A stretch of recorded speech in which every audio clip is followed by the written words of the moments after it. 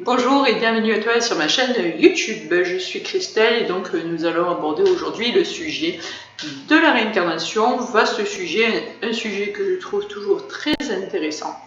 Parce que quand je reçois des gens en consultation, ça me permet de voir où c'est que leur âme en est au niveau évolution.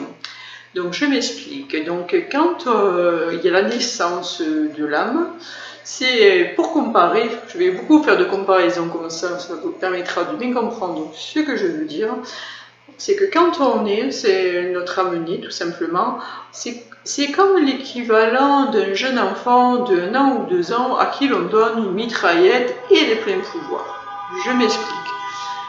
Quand on est une jeune âme, c'est comme si on n'avait pas de parents derrière, qu'on n'avait pas d'éducation et qu'on serait en mode survie.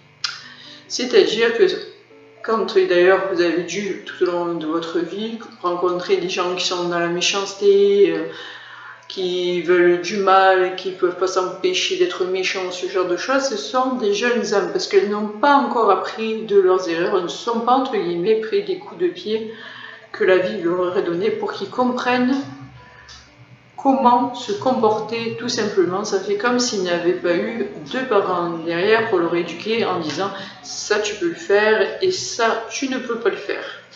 Voilà, donc c'est la différence entre les jeunes âmes et les âmes qui sont beaucoup incarnées. Donc vous verrez, vous avez dû croiser, ce sont des gens qui sont dans la bonté, le partage, qui se soucient de l'autre, qui aiment rendre les gens heureux.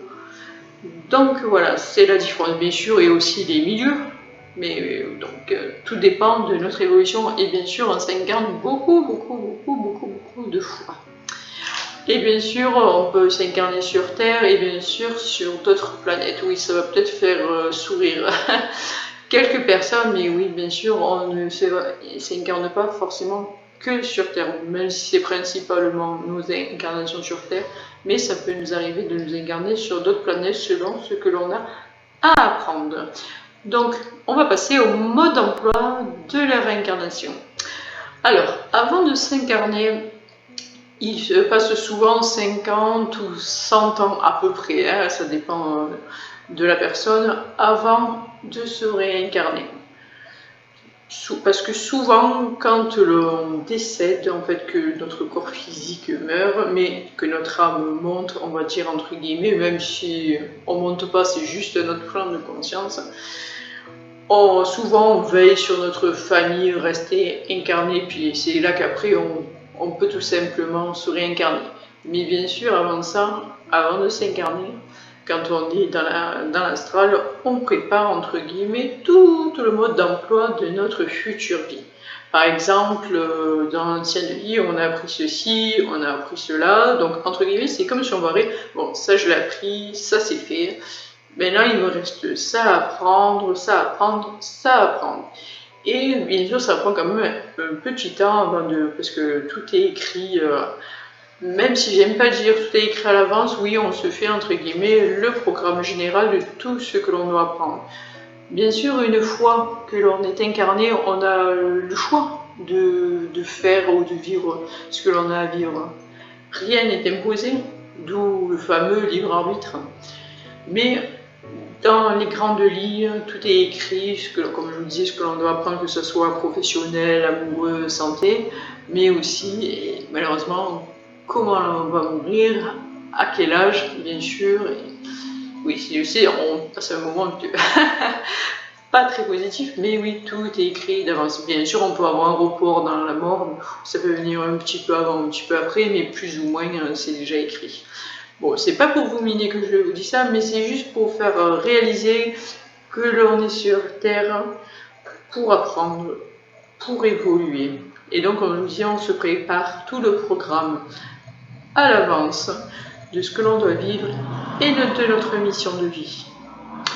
Et donc, concrètement, une fois que l'on a fait notre programme, on s'incarne, on vit notre vie, mais certains diront, mais pourquoi ne pas se rappeler de notre mission de vie, de tout ce qu'on s'est programmé à l'avance?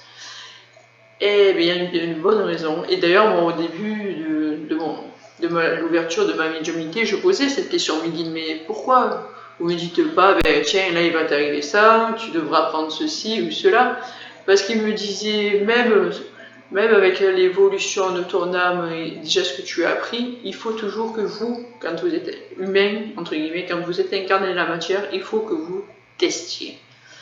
C'est un peu comme l'exemple que j'aime bien donner quand j'étais petite, que j'avais ce besoin toujours de toucher le feu. Vous savez, dans les cuisinières, les anciennes où il y avait la flamme, ma grand-mère ou ma mère avait beau me dire « Christelle, touche pas le feu, tu vas te brûler ». Je savais que j'allais me brûler, je savais, parce que ma grand-mère me le disait, ma mère me le disait.